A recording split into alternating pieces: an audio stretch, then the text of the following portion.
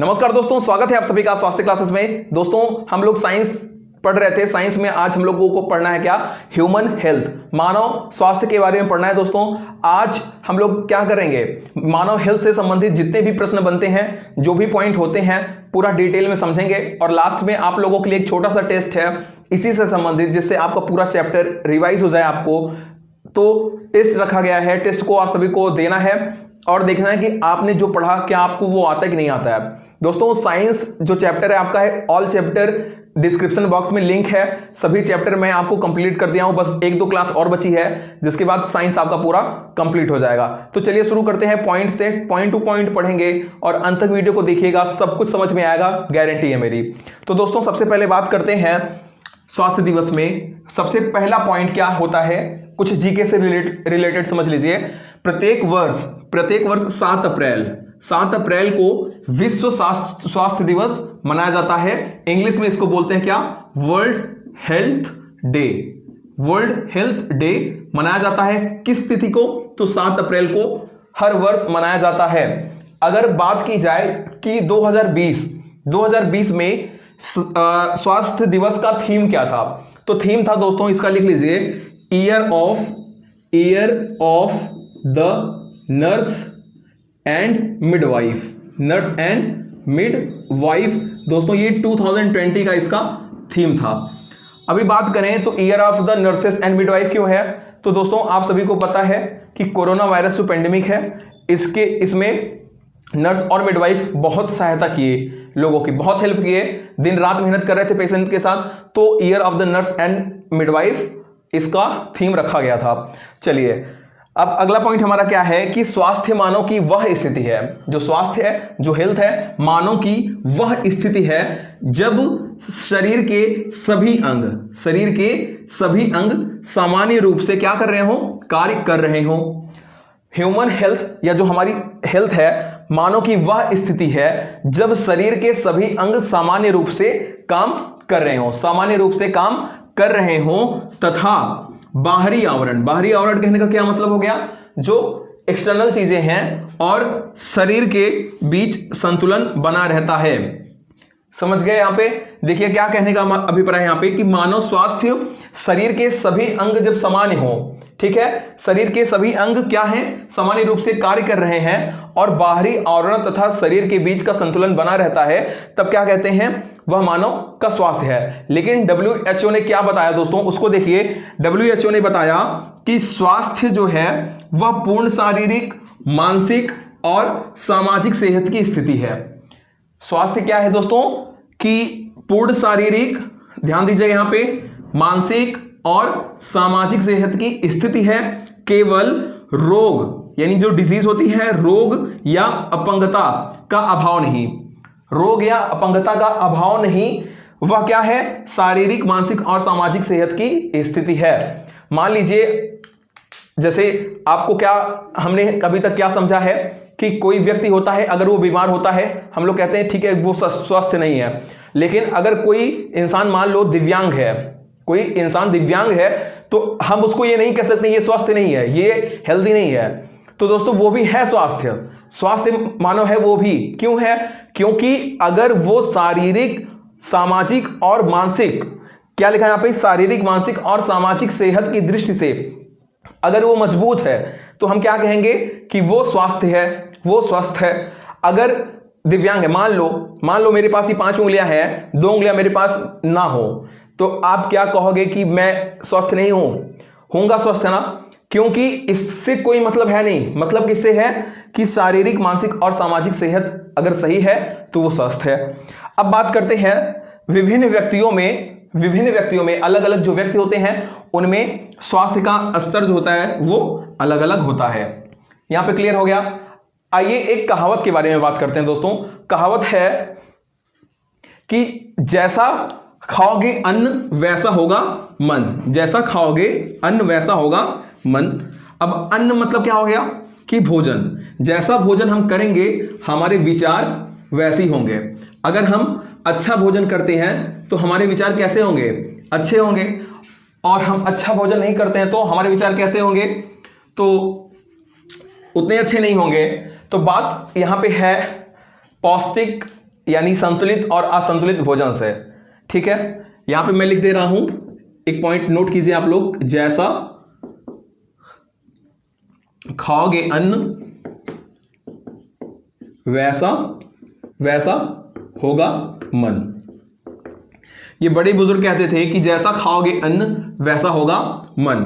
जिस तरीके से हम लोग खाना खाएंगे, जिस तरीके से हम लोग भोजन करेंगे, ग्रहण करेंगे, वैसा हमारा विचार होगा। पौष्टिक करेंगे तो हमारा विचार भी अच्छा होगा, पौष्टिक भोजन नहीं करेंगे तो गलत विचार अंदर आनी तय है। अब दोस्तों यहां पे बात करते हैं इंपॉर्टेंट चीज की। बात यहां पे ये आई कि अच्छा भोजन, अच्छा भोजन कहने का क्या मतलब है? पौष्टिक भोजन। अच्छा भोजन कहने का क्या अभिप्राय है दोस्तों? पौष्टिक भोजन। पौष्टिक भोजन में क्या आता है? जिसमें आपके सभी न्यूट्रिशंस मिले हुए हों। पौष्टिक भोजन अगर हम करते हैं तब क्या होगा? सबसे पहली चीज क्या होगा कि जो हमारा इम्यूनी सिस्टम है, जो इम्यूनी सिस्टम है हमारा, वो मजबूत होगा। ठीक है, इम्यूनी सिस्टम मजबूत होगा। दूसरी चीज क्या होगी कि शरीर का विकास, इम्यूनी सिस्टम मजबूत यानी रोग प्रतिरोधक क्षमता, रोग प्रतिरोधक क्षमता, ये क्या होगा दोस्तों? मजबूत होगा। दूसरी चीज बात क्या करें कि शरीर का पूर्ण रूप से विकास होगा, शरीर का पूर्ण रूप से विकास। और थर्ड बात करें वो क्या होगा कि हमारा शरीर निरोग होगा। हमारा शरीर कैसा होगा दोस्तों?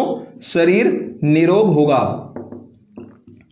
तो ये 3 पॉइंट है, पौष्टिक भोजन करने से इतने फायदे हैं। सबसे पहली चीज क्या होगी? शरीर तो निरोग होगा, हमारा शरीर का पूर्ण विकास होगा, पूर्ण रूप से शरीर का पूर्ण रूप से विकास होगा, और रोग प्रतिरोधक क्षमता भी हमारी मजबूत होगी। अगर दूसरी तरफ हम करते हैं असंतुलित भोजन, असंतुलित भोजन कहने का क्या अभिप्राय है? असंतुलित भोजन यानी मान लो आप बाजार की कोई भी चीज खाते हो, कोई भी चीज बाजार की आप खाते हो, चाट, फुल्की, टिकिया, कुछ भी चीज हो गया, अगर आप उसको खाते हो तो हमारे शरीर को सही से पौष्टिक नहीं मिल पाता है, पौष्टिक आहार नहीं मिल पाता है, जिसकी वजह से जो शारीरिक क्रियाएं हैं वो सही से संचालित नहीं हो पाती हैं, और क्या होता है? हम बीमार पड़ जाते हैं और शरीर विभिन्न रोगों से ग्रसित हो जाता है। ये आपको पता है, बाहर की चीज कोई भी जंक फूड आप खाइए, वहां से बीमारी होना फिक्स है। तो ये असंतुलित भोजन के अंतर्गत आ जाएगा। अब बात करते हैं अरस्तु। अरस्तु ने क्या बोला दोस्तों?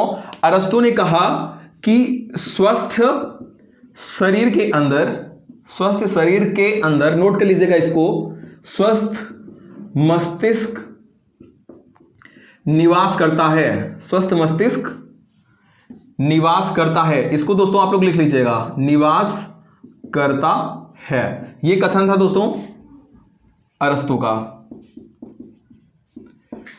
स्वस्थ शरीर के अंदर स्वस्थ मस्तिष्क निवास करता है, यह कथन किसका है? अरस्तु का है। इसको आपको नोट डाउन कर लेना है, याद कर लेना है। अब दोस्तों यहां पे जितनी चीज हम लोग समझे, यहां पे क्या क्या समझ लिए? पौष्टिक भोजन, संतुलित भोजन, असंतुलित, ये समझ लिए हम लोग। और क्या समझा कि स्वास्थ्य किसको बोलते हैं। तो अगर कंक्लूजन निकाला जाए, इसका एक कंक्लूजन निकाला जाए, तो हम क्या कह सकते हैं कि स्वास्थ्य वह अवस्था है, स्वास्थ्य वह अवस्था है जिसके अंतर्गत शारीरिक, मानसिक और सामाजिक, शारीरिक, मानसिक और सामाजिक कार्य समुचित क्षमता के साथ, समुचित क्षमता के साथ उचित रूप से या उचित प्रकार से किया जा सके। ठीक है, अगर मैं यहां पे उसको लिख दूं, क्या हो जाएगा दोस्तों? देखिए ध्यान से समझिएगा। हम कह सकते हैं ना, हम क्या कह सकते हैं कि स्वास्थ्य वह अवस्था है, स्वास्थ्य वह अवस्था है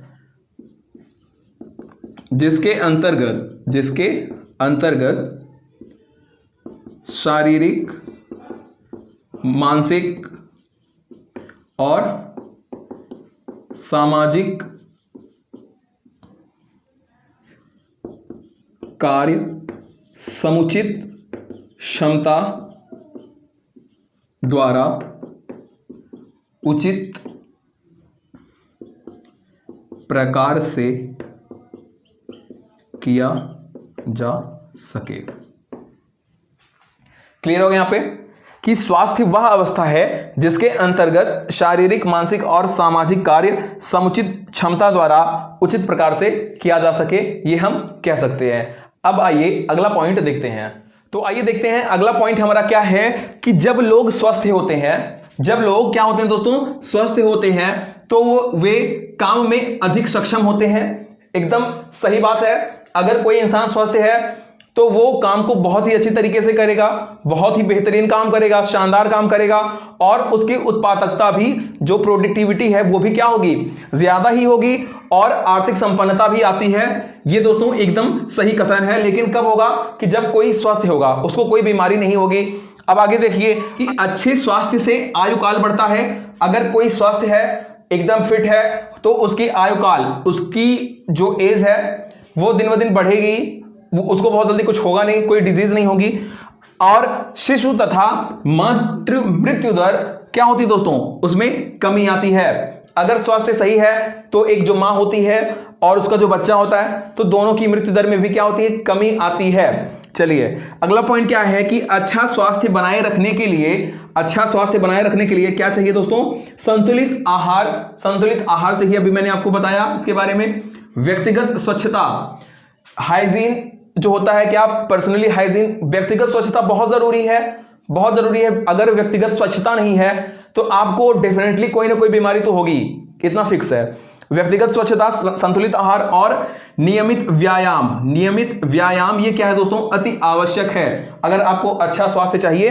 तो जब शरीर के एक या अधिक अंगों या तंत्रों के प्रकारों, यानी जो वो उसका काम करने का तरीका है, काम जहां पे करता है, प्रतिकूल यानी कोई गलत प्रभाव पड़ता है, उल्टा प्रभाव पड़ता है, और विभिन्न चिन्ह और लक्षण प्रतीत होते हैं। जब भी क्या होता है कि किसी अपने शरीर में किसी भी, कोई भी किसी का बॉडी हो गया, उसमें कोई अंग या कोई तंत्र जो भी है, उस पे उनके कार्यों पर प्रतिकूल प्रभाव पड़ता है, तो फिर क्या होता है कि उसमें विभिन्न चिन्ह और लक्षण प्रतीत होने लगते हैं, और हम क्या कहते हैं कि हम स्वस्थ नहीं हैं, हम स्वस्थ नहीं हैं, अर्थात हमें कोई रोग हो गया है, हम बीमार हो गए हैं। यही होता है ना।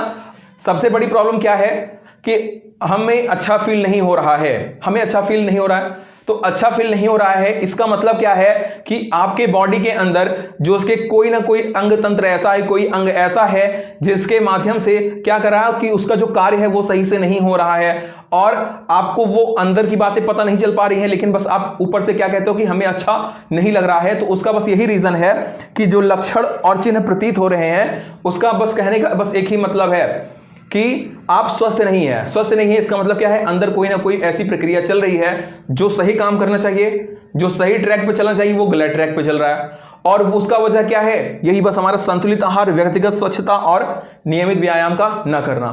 नियमित व्यायाम मान लो अगर इसको हम स्किप कर देते हैं, साइड कर देते हैं, डिनाई कर देते हैं, लेकिन संतुलित आहार और व्यक्तिगत स्वच्छता बहुत ज्यादा जरूरी है, ये आप लोग समझिए। क्योंकि आप देख रहे हो कि जो कोरोना वायरस पेंडेमिक चल रहा है, कोरोना वायरस क्या होता है, इसमें हम लोगों को व्यक्तिगत स्वच्छता रखना बहुत ज्यादा जरूरी होता है।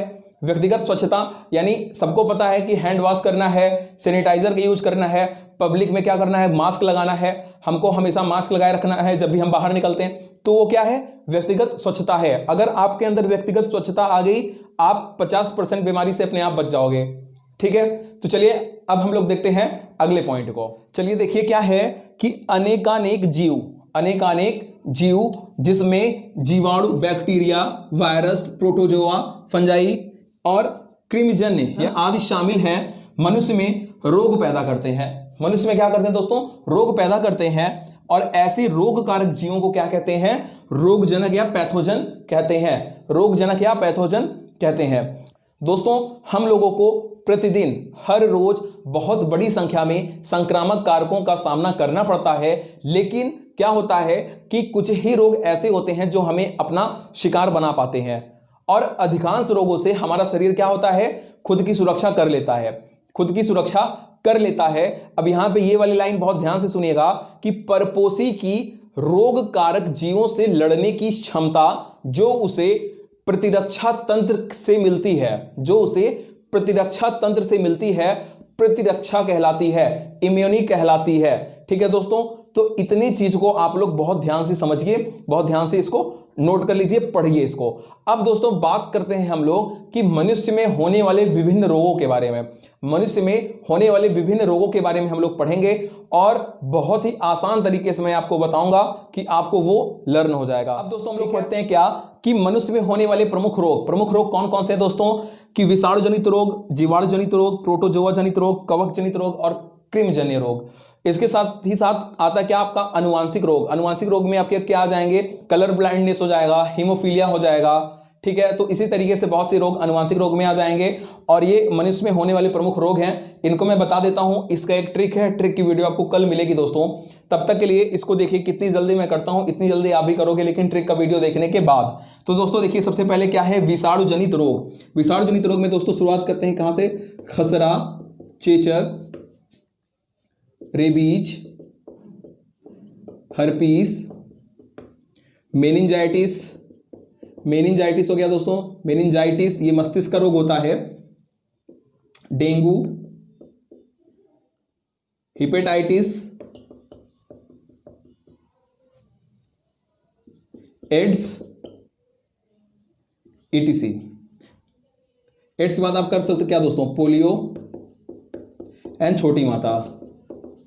ये आप कर सकते हो दोस्तों। इतना है, आप बहुत जल्दी करेंगे, जितना जल्दी मैंने किया आप भी करेंगे, लेकिन कल मैं आपको इसका ट्रिक बताऊंगा। आगे देखिए, जीवाणु जनित रोग में क्या आता है दोस्तों, आगे आपका डायरिया, मोतीझरा, कोढ़, काली खांसी, टिटनेस, टाइफाइड, क्षय रोग होता है दोस्तों, क्षय रोग, सिफिलिस, न्यूमोनिया,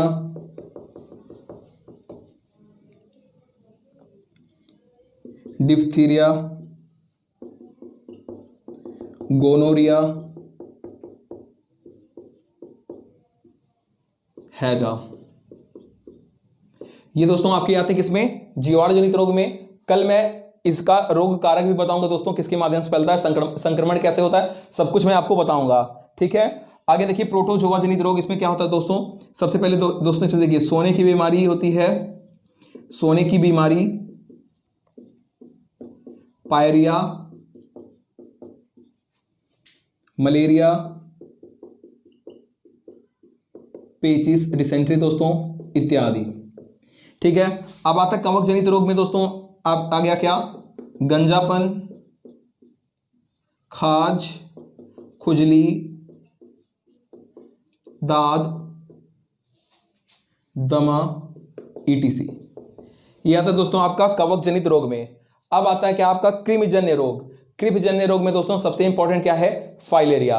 और फिर अनुवांशिक रोग आपका होता है, अनुवांशिक रोग में जिसमें आ जाएगा आपका कलर ब्लाइंडनेस। इसमें क्या होता है कि लाल और हरे में डिफरेंस नहीं कर पाता है जो रोगी होता है। उसके बाद क्या आता है दोस्तों, हीमोफीलिया। हीमोफीलिया जो होता है दोस्तों वो मैक्सिमम अधिकांशता पुरुषों में होता है, स्त्रियों में तब आता है जब स्त्री उसका वाहक होती है हीमोफीलिया की, और कोई हीमोफीलिया से जो ग्रसित कोई पुरुष है, अगर वो उस स्त्री से शादी कर लेता है जो वाहक होती है, तब स्त्री को भी होता है। लेकिन मैक्सिमम ये किसको होता है दोस्तों, केवल पुरुषों में होता है। और इसमें अनुवांशिक रोग में रतौंधी भी आता है दोस्तों। नाइट ब्लाइंडनेस क्या होता है, शाम को आपको पता है कि दिखाई नहीं देता है, कोई चीज स्पष्ट नहीं दिखाई देती, क्लियर नहीं दिखाई देती है। और फिर एक रोग होता है दोस्तों, उसमें क्या, थैलेसेमिया। ये क्या करता है, ये हीमोग्लोबिन को प्रभावित करता है, ठीक है दोस्तों। तो इतने चीज हो गए, अनुवांशिक रोग के बारे में आपने पढ़ लिया, और ये मनुष्य में होने वाले प्रमुख रोगों के बारे में मैंने आपको बता दिया। स्वास्थ्य क्या होता है, स्वास्थ्य से जुड़ी हुई सभी बातों को मैंने आपको बता दिया। अब क्या करते हैं, एक छोटा सा टेस्ट आप लोगों के लिए है जो आप सभी को देना है। इससे संबंधित 10 प्रश्न हैं, वो आप सभी को बताना है, ठीक है दोस्तों। बहुत ध्यान से देखिएगा वीडियो को। अब आते हैं कंप्यूटर स्क्रीन पे। अब एक्सरसाइज देखते हैं। विश्व स्वास्थ्य दिवस कब मनाया जाता है, 5 अप्रैल, 6 अप्रैल, 7 अप्रैल या 8 अप्रैल। मैंने अभी आपको बताया प्रतिवर्ष 7 अप्रैल को वर्ल्ड हेल्थ डे मनाया जाता है। विश्व स्वास्थ्य दिवस मनाया जाता है 7 अप्रैल को। क्वेश्चन नंबर 2 हमारा क्या है कि स्वस्थ शरीर में स्वस्थ मस्तिष्क का निवास होता है।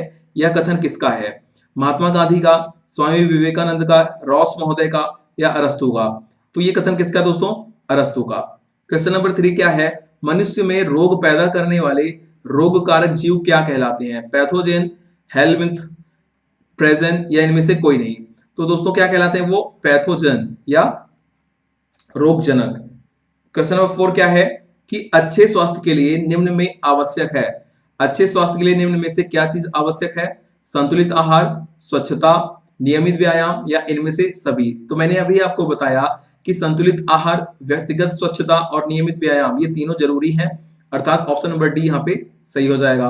क्वेश्चन नंबर 5 क्या है कि रोग प्रतिरोधक क्षमता मजबूत होती है पौष्टिक भोजन से, असंतुलित भोजन से, जंक फूड से या इनमें से कोई नहीं। तो पौष्टिक भोजन से क्या होता है कि रोग प्रतिरोधक क्षमता मजबूत होती है। मलेरिया रोग है, क्वेश्चन नंबर 6 क्या है? मलेरिया रोग है विषाणुजन्य, जीवाणुजन्य, प्रोटोजोवाजन्य या कवकजन्य। तो दोस्तों मलेरिया कैसा रोग है? मलेरिया के बारे में मैंने अभी आपको बताया, ये प्रोटोजोवा जनित रोग है। आगे क्वेश्चन क्या है कि निम्न में विषाणु जनित रोग क्या है? प्लेग, पोलियो, हैजा या मलेरिया। तो मैंने अभी आपको बताया था पोलियो क्या है दोस्तों? विषाणु जनित रोग है। चलिए देखते हैं क्वेश्चन नंबर 8 क्या है कि प्रोटोजोवा जनित रोग नहीं है। ध्यान से पढ़िएगा, प्रोटोजोवा जनित रोग नहीं है। सोने की बीमारी, मलेरिया, पायरिया या डायरिया। तो दोस्तों डायरिया क्या है? प्रोटोजोवा जनित बीमारी नहीं है। तो डायरिया क्या है दोस्तों? ये प्रोटोजोवा जनित बीमारी रोग नहीं है। क्वेश्चन नंबर 9 क्या है? कुली एनीमिया कहते हैं गोनोरिया को, थैलेसेमिया को, एस्केरियासिस को या दमा को। तो थैलेसेमिया क्या कहलाता है? कुली एनीमिया कहलाता है, कुली एनीमिया कहलाता है और यह हीमोग्लोबिन को प्रभावित करता है। कृमिजन्य रोग है फाइलेरिया, एथलीट फुट, ट्रैकोमा या पेचिश। तो दोस्तों फाइलेरिया क्या है? यह कृमिजन्य रोग है, मैंने अभी आपको बताया। एक क्वेश्चन दोस्तों आप लोगों के लिए है, इसका जवाब आप सभी दोस्तों को कमेंट करके बताना है। डेंगू रोग है विषाणु जनित, जीवाणु जनित, प्रोटोजोवा जनित या कवक जनित। तो सही उत्तर है दोस्तों, उसको आप लोग कमेंट करके बताएंगे जो भी सही इसका उत्तर हो। तो कमेंट सभी को जरूर करना है। तो अब यहाँ पे एक्सरसाइज आपके कंप्लीट होते हैं। तो दोस्तों आप सभी ने 10 प्रश्नों को सॉल्व किया। अब आप बताइए कि आपको क्या वीडियो समझ में आया। अगर आपको वीडियो दोस्तों अच्छा लगा हो तो वीडियो को लाइक जरूर कर दीजिएगा। चैनल पे नए हैं तो चैनल को सब्सक्राइब कर दीजिएगा। और दोस्तों हर उस बंदे के पास ये वीडियो पहुंचा दो, ये चैनल पहुंचा दो जिसको भी शिक्षक बनना हो। दोस्तों मैं सारी चीजें आप लोगों को बेसिक से पढ़ा रहा हूं और उम्मीद यही करता हूं कि जो भी चीजें मैं दूं आप लोगों को वो एकदम क्लियर दूं, जिससे आपके समझ में आ जाए। आसान भाषा में समझाने की कोशिश करता हूं, टेस्ट के साथ समझाने की कोशिश करता हूं, जिससे कोई भी प्रश्न आपका छूटे ना जब भी आपका ये एग्जाम हो। तो दोस्तों आज के लिए बस इतना ही। बहुत बहुत धन्यवाद। जय हिंद।